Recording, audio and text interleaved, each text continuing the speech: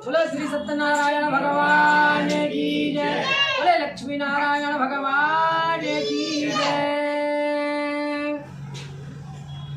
एक समय की बात है कि नैमेश्वर तीर्थ में सौदारी 88,000 ऋषियों ने श्री सूची महाराज के पास पहुँचे और उन्होंने पूछा कि हे प्रभु, इस कलयुग में वेद विद्या रहित प्रभु शांति किस प्रकार, मनुष्यों को प्रभु भक्ति किस प्रकार मिलेगी तथा उनका उद्धार कैसे होगा।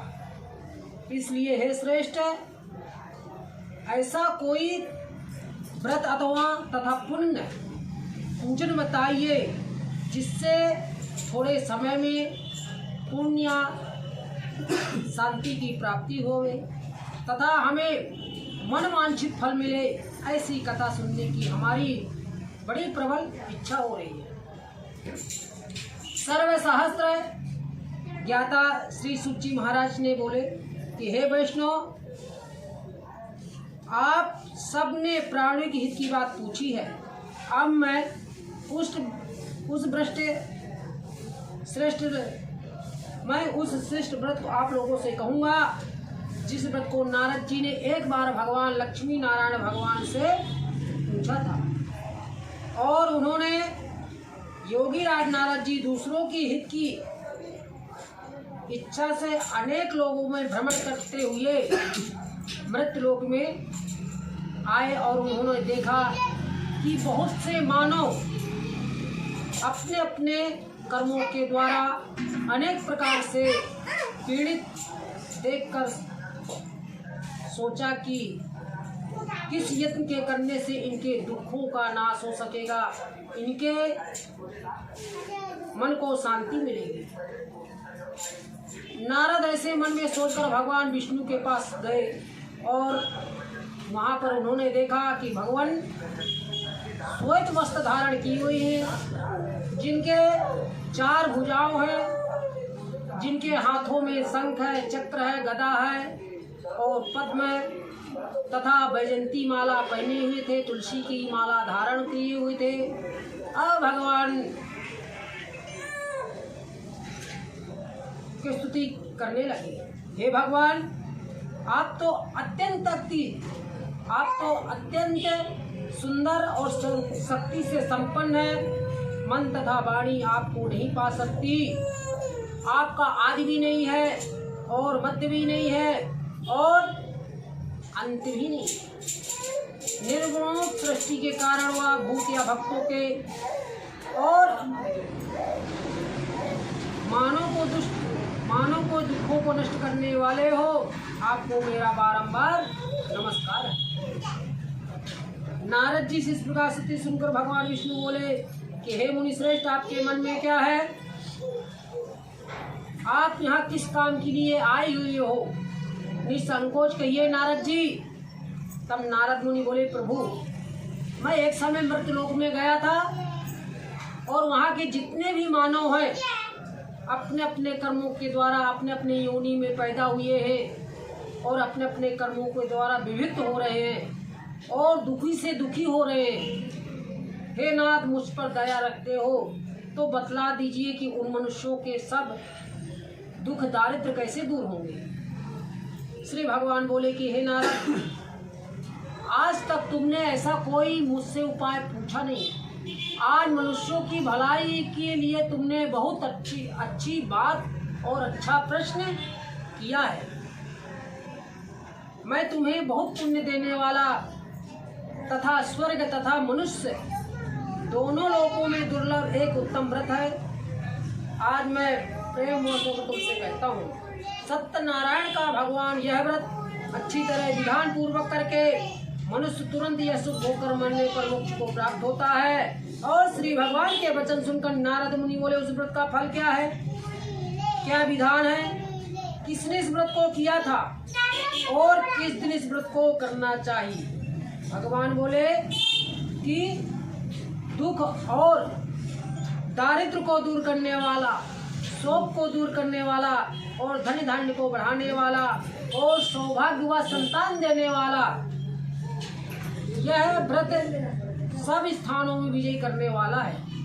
भक्ति के साथ किसी भी दिन श्री सत्यनारायण भगवान शाम के समय ब्राह्मणों और बंधुओं के साथ एक साथ मिलकर पूजन करें और भक्ति भाव से नैवेद्य में केले का खम ले, घी ले, दूध ले और गेहूं का चूर्ण सवैया ले।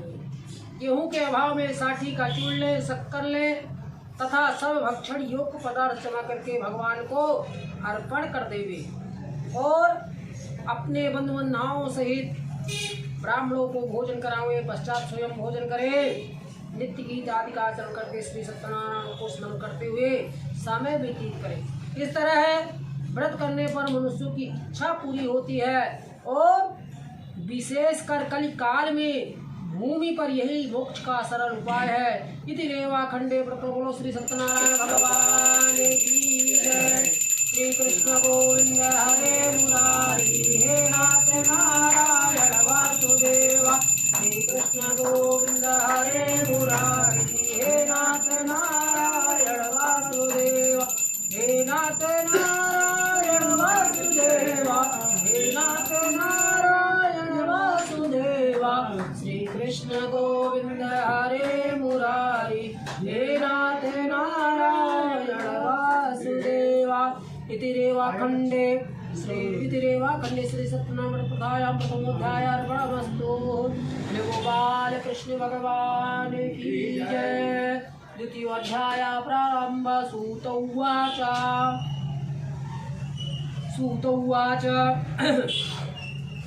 सूत जी महाराज बोले, हे ऋषियों, जिन्होंने पहले समय में इस व्रत को किया है उनका वृत्तांत सुनाता हूँ, ध्यान से सुनिए। सुंदर काशीपुरी नगरी में एक अति निर्धन ब्राह्मण रहता था। वह भूख और प्यास से बेचैन हुआ, नित्य पृथ्वी पर घूमता रहता था और ब्राह्मणों से प्रेम करने वाले भगवान ने ब्राह्मण का रूप धारण कर दुखी ब्राह्मण के पास जाकर आदर के साथ पूछा, हे विप्रदेव, तुम नित्य दुखी हुआ पृथ्वी पर के घूमते हो। हे श्रेष्ठ ब्राह्मण, यह सब मुझसे कहो, मैं सुनना चाहता हूँ। ब्राह्मण बोला, मैं बहुत निर्धन गरीब ब्राह्मण हूँ और भिक्षा के लिए पृथ्वी पर फिरता रहता हूँ। यदि आप इसका उपाय जानते हो तो कृपा करके मुझे बतला दीजिए ब्राह्मण देवता। ब्राह्मण बोला, अवश्य। आप श्री सत्यनारायण भगवान का प्रतिदिन पूजन किया करो और वही आपके मनवांछित फल देने वाले हैं, इसलिए तुम उनका पूजन करो, जिसके करने से मनुष्य दुख, दारिद्र्य और दुखों से मुक्त हो जाता है। ब्राह्मण का पूरा सारा विधान बतलाकर बूढ़े ब्राह्मण का रूप धारण करने वाले श्री सत्यनारायण भगवान अंतर्ध्यान हो गए। वहीं पर वह ब्राह्मण देवता मन में विचार किया कि जिस वृद्ध ब्राह्मण ने मुझे इस व्रत को बतलाया है, मैं उसको आज से अवश्य करूंगा। यह उसने संकल्प ले लिया। उस ब्राह्मण को नींद नहीं आई। सवेरे ही उठकर श्री सत्यनारायण भगवान का व्रत करने के लिए भिक्षा के लिए चल दिया। उस दिन उसको भिक्षा में बहुत सा धन मिला, जिससे बंधुनाओं के साथ उसने श्री सत्यनारायण भगवान का व्रत किया। जा पर कृपा राम की होई, ता पर दया करे सब कोई। जब भगवान की कृपा हो जाती है तो दया सब कोई कर देते हैं। जब भगवान की कृपा नहीं होती तो दया कोई नहीं होती। जा पर राम कृपा पर होई, ता पर दया करे सब कोई। उस ब्राह्मण के ऊपर भगवान की कृपा हो गई और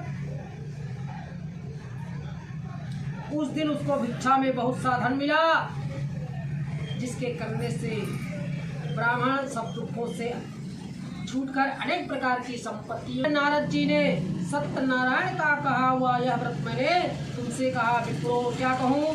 ऋषि बोले, हे मुनिवर, संसार में इस ब्राह्मण से सुनकर किस किसने इस व्रत को किया है, वह सब हम सुनना चाहते हैं।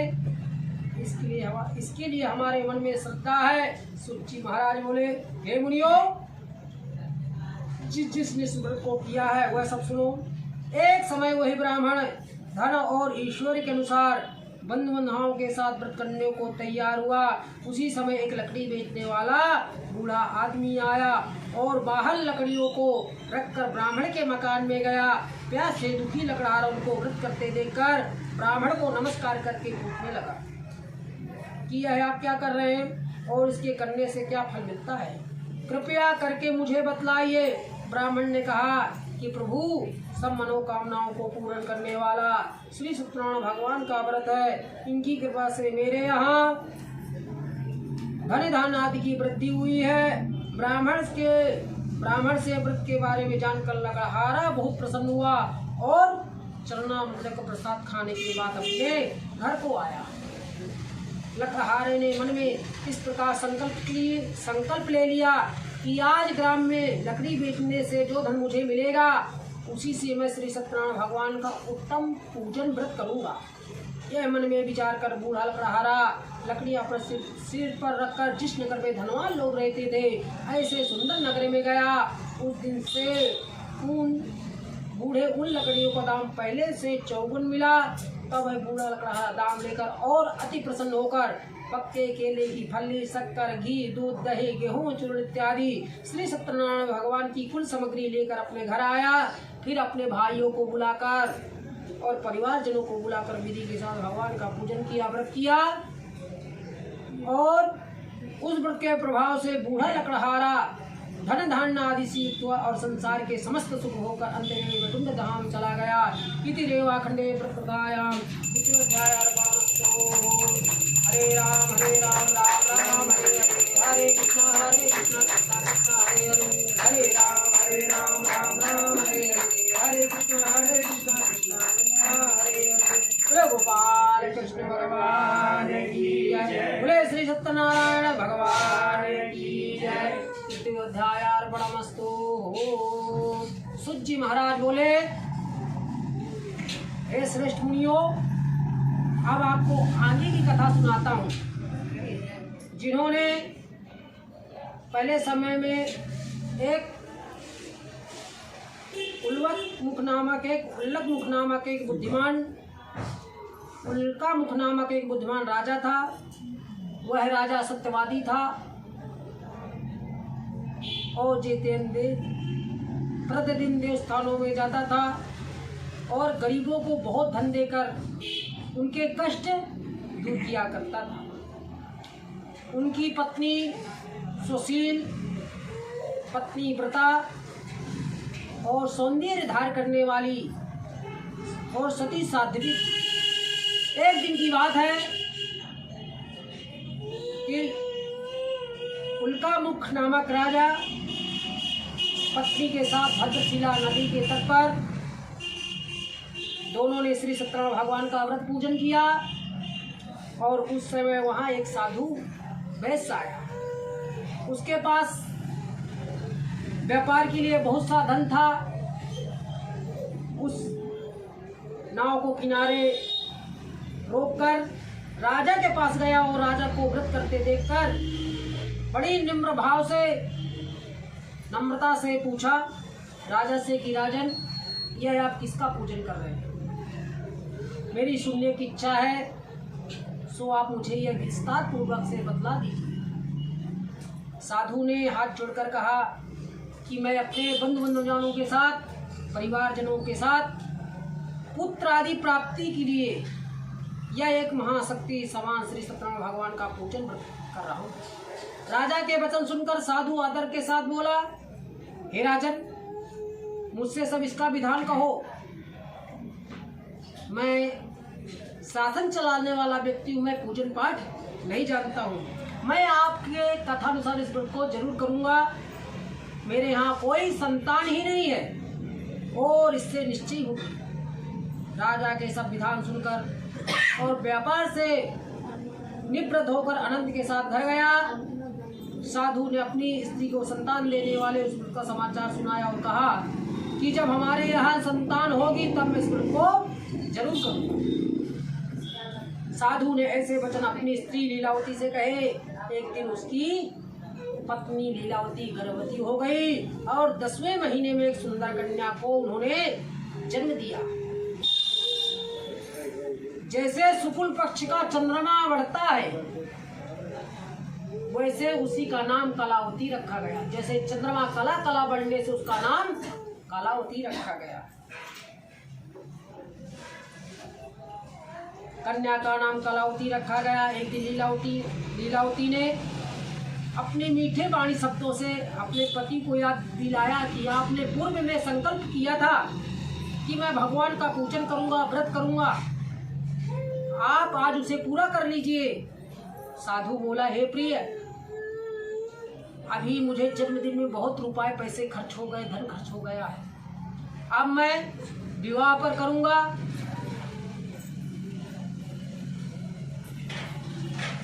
करूंगा,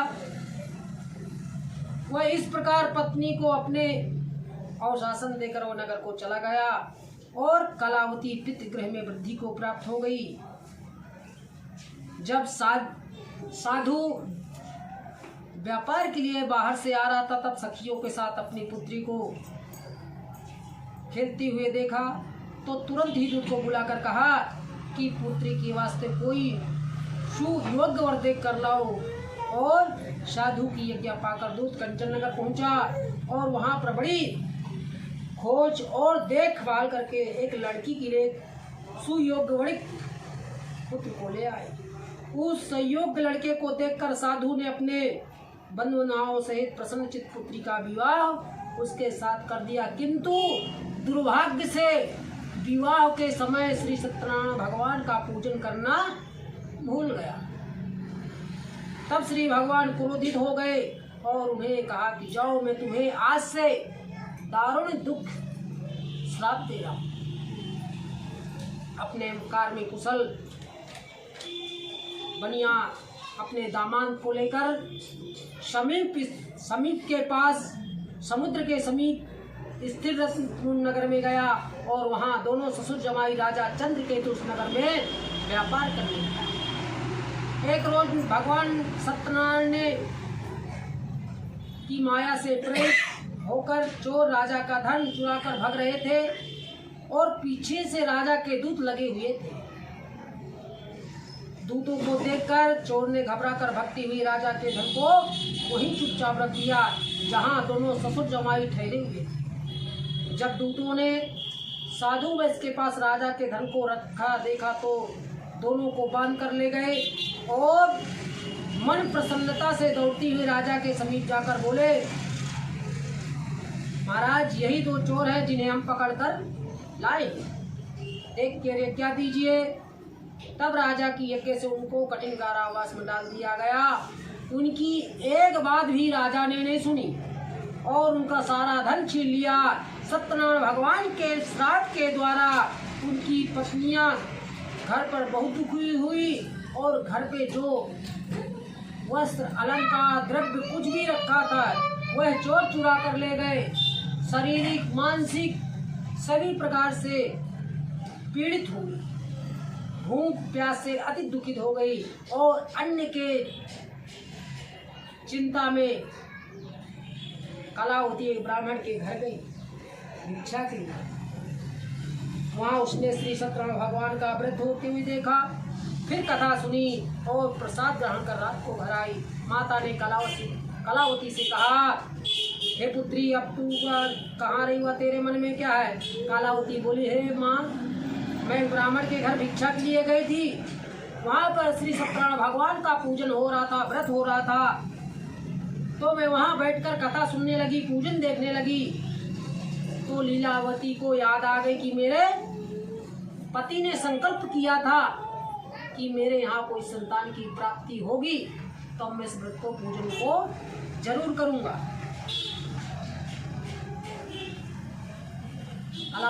लीलावती को याद आने के बाद अपने परिवारजनों को बुलाकर विधि के साथ श्री सत्यनारायण भगवान का पूजन किया और वर मांगा भगवान से कि भगवान, मैं एक वर चाहता हूँ आपसे कि मेरे पति दामाद जहाँ भी हो वो शीघ्र घर आ जाओ। और साथ ही प्रार्थना की कि प्रभु उनका जितना भी अपराध है उन्हें आप सब क्षमा कर दीजिए। श्री सत्यनारायण भगवान इस व्रत से संतुष्ट भी हो गए और राजा चंद्रकेतु को स्वप्न में दर्शन देकर कहा कि राजा, जिन्होंने तुमने बंदी बना कर रखा है, गृह कारागार में डाल के रखा है, वो बिल्कुल निर्दोष है। प्रातः काल तुरंत उनको छोड़ देना, अन्यथा आज तुमने ये नहीं किया तो मैं तुम्हें दंड दूंगा।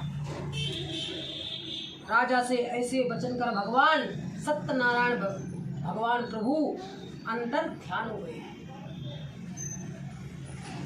प्रातः काल राजा सभा में आते ही अपने स्वप्न को मंत्रीगणों को बताया। फिर दोनों बड़े पुत्र को कैसे सभा में बुलवाया। दोनों ने आते ही राजा को नमस्कार किया। राजा मीठे वचनों से बोले, हे महान भाव, ऐसा कठिन तुम्हें दुख प्राप्त हुआ है। दुख का कारण मैं नहीं हूँ, भगवान है। आपने जो पूर्व में कर्म किया था वही कर्म आज तुम्हें भोगना पड़ रहा है। अब तुम्हें कोई भय नहीं है। ऐसा कहकर राजा ने उनको नए वस्त्राभूषण दिए। उनसे जितना धन लिया था उससे दुगना धन देकर आदर के साथ विदा किया और कहा, महाराज आप अपने घर के लिए प्रस्थान कीजिए। दोनों वैश्य ने अपने घर को चल दिए। इतिरेवा खंडे प्रभु श्री सत्यनारायण भगवान की जय। हरे राम राम राम हरे हरे, हरे कृष्ण कृष्ण हरे हरे, हरे राम राम राम हरे हरे, हरे कृष्ण कृष्ण हरे हरे। बोले श्री सत्यनारायण भगवान की जय। चतुर्थोध्याय प्रारंभ। सूची महाराज बोले, वैश्य ने मंगलाचरण करके यात्रा तो प्रारंभ किया शुभ मुहूर्त देखकर और अपने नगर की ओर चल दिए। उनके थोड़ी दूर निकलने पर दंडी का वेश धारण कर भगवान ने बोला कि इनका एक बार हृदय देखूं कि शुद्ध हुआ या नहीं। उनसे पूछा, हे साधु, तेरी नाव में क्या है? मत से चूर हुआ और हंसता हुआ बोला, हे दंडी, क्यों पूछते हो? क्या तुम्हें धन चाहिए? मेरी नाम तो बेल के आदि पत्ते भरे हुए हैं। वैश्य का कठोर वचन सुनकर भगवान ने कहा, अरे ठीक है, तुम्हारा वचन सत्य हो। दंडी ऐसा कहकर वहां से चले गए और कुछ दूर जाकर समुद्र के किनारे बैठ गए। दंडी के जाने पर वैश्य ने अपना स्नान किया, नित्य कर्म किया। करने के बाद नाव की ओर देखा कि नाव जल के ऊपर उठ गई है। उसने जैसे नाव के ऊपर देखा कि मैंने हीरे जवाहर भर कर लाया था, ये बेल के आदि पत्ते आदि कहाँ से आ गए? वो जमीन पर गिर पड़ा। फिर मूर्छ खुलने पर अत्यंत शोक प्रकट करने लगा। तब उसका दामान बोला, शोक ना करे, यह दंडी भगवान का श्राप है तथा उनके शरण में चलना चाहिए, तभी हमारी मनोकामना पूर्ण होगी। दामान के वचन सुनकर दंडी के पास पहुंचा और अत्यंत भक्ति भाव से नमस्कार करके बोला, मैंने जो आपसे असत्य वचन कहे थे उन्हें क्षमा करो।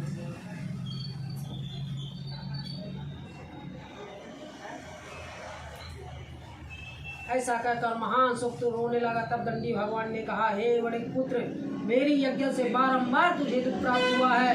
तू मेरी पूजा करने का वादा किया था मगर आज तक नहीं किया। साधु बोला, हे भगवान, आपकी माया से मोहित ब्रह्मा भी देवता आपके गुण या रूप को नहीं जान पाए तो मैं अज्ञानी मानव कैसे जान सकता हूँ? आप प्रसन्न हुए, मैं मेरे समर्थ के अनुसार आपकी पूजा करूंगा। मेरी रक्षा करो और पहले के समान नौका में धन भर दो। उसके भक्ति युक्त वचन सुनकर भगवान प्रसन्न हो गए और उसकी इच्छा अनुसार वर्दे का ध्यान हो गए। तब उन्होंने नाव पर आकर देखा नाव धन से परिपूर्ण है। फिर भगवान सत्यनारायण का पूजन कर साथियों सहित अपने नगर की ओर चल दिए। मंगल भवन मंगलहारी द्रवहु दशरथ अजुर बिहारी। प्रभस नगर कीजे सब काजा, हृदय राखियो कौशलपुर लोचा। अपने नगर के निकट पहुंचा, तब दूतों को घर भेजा दूत ने साधु के घर जाकर उसकी स्त्री को नमस्कार करके कहा कि साधु अपने दामाद से नगर के सभी पा गए। ऐसा सुनकर साधु की स्त्री ने हर्ष के साथ सत्यदेव भगवान का पूजन किया और व्रत भी किया। मैं अपने पति के दर्शन को जाती हूँ तो कार्य करके शीघ्र ही आ जाना। माता के ऐसे वचन लीलावती और बेटी को कलावती को बोलकर और माता के ऐसे वचन सुनकर कलावती प्रसाद छोड़कर पति के पास चली गई थी और प्रसाद अवज्ञ के कारण सत्यदेव रुष्ट हो गए। उसके पति को नाव से पानी में डुबो दिया। कलावती ने अपने पति को ना देखकर रोती हुई जमीन पर गिर पड़ी। इस तरह है कन्या को डूबा तथा कन्या को रोते देखकर साधु दुखित होकर बोला, हे प्रभु, मुझसे या मेरे परिवार से जो भूल आज तक हुई हो उसे क्षमा कर देना। हाथ जोड़ लेना, पैसे लग रहे। उसके दीन वचन सुनकर सत्यनारायण भगवान कितने दयालु होते हैं। फिर भी एक बार और क्षमा करा। तीन चार बार गलती करने के बाद भगवान चौथी बार भी क्षमा कर देते हैं और आप उसको डांटते जाते। जानिए ये टालते रहते हैं ना, 1 तारीख से भावना दे मैं 30 तारीख को बोल करना तेरे वचन सुनकर सत्यदेव नारायण भगवान प्रसन्न हो गए और आकाशवाणी हुई, हे साधु, तेरी कन्या मेरा प्रसाद छोड़कर चली आई है, इसलिए इसका पति अदृश्य हुआ। यदि घर जाकर प्रसाद खाकर पुनः लौटकर वापस आएगी तो इसके पति सुरक्षित अवश्य मिलेगी। ऐसी आकाशवाणी सुनकर कलावती ने घर पहुंचकर प्रसाद खाया। फिर उसने आकर पति के दर्शन किए। फिर साधु ने वंदनाओं से सत्यदेव का विधि पूर्वक पूजन किया। उस दिन से उन्होंने पूर्णिमा संक्रांति श्री सत्यनारायण भगवान का पूजन करने लगे। इस लोक में शुभ अंत में वैकुंठ धाम को चले गए।